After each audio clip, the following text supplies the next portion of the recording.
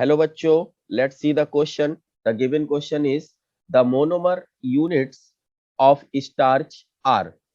तो स्टार्च की monomer units क्या होती हैं, ये क्वेश्चन हमसे पूछा गया है। ऑप्शंस हमारे पास है alpha glucose, beta glucose, pyranose और गैलेक्टोज। तो चलिए बच्चों इस क्वेश्चन को देखते हैं और सॉल्व करते हैं।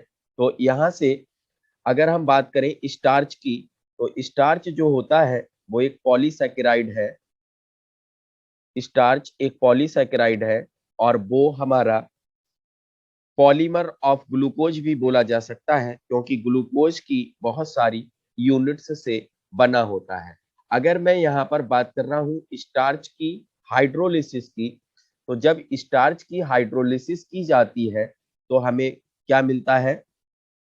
स्टार्च की अगर हम करते हैं हाइड्रोलिसिस, तो स्टार्च की हाइड्रोलिसिस से हमें यहाँ पर मिलता है अल्फा डी ग्लूकोज।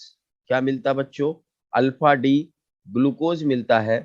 तो ये जो स्टार्च होगा हमारा, वो बना होगा अल्फा डी ग्लूकोज की यूनिट्स से। तो ये बहुत सारी ग्लूकोज की अल्फा डी यूनिट्स जो होंगी आपस में कंबाइन करके स्टार्च बनाएंगी। तो ये बहुत सारी यूनिट्स जब कंबाइन करेंगी तो ये जो छोटी यूनिट है इसको हम लोग क्या बोलते हैं? मोनोमर बोलते हैं। क्या बोलते हैं? मोनोमर बोलते हैं। और जो हमारी बड़ी सी यूनिट बनती है, जो स्टार्च बना है, वो हमारा क्या हो जाएगा?